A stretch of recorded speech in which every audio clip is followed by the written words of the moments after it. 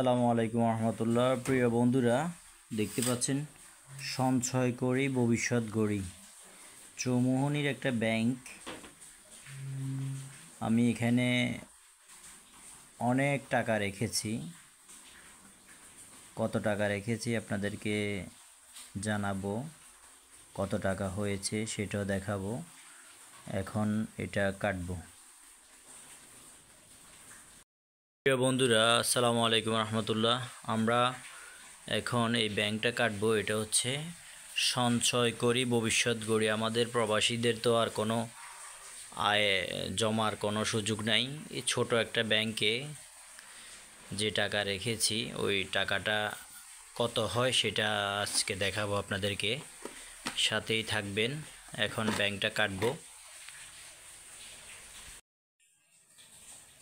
প্রিয় বন্ধুরা, ফাইনালি ব্যাংকটা কেটে ফেললাম। এখন দেখার পালা কত টাকা হলো। এটা দেখতে পাচ্ছেন, ওটা হচ্ছে ওমানি রিয়াল।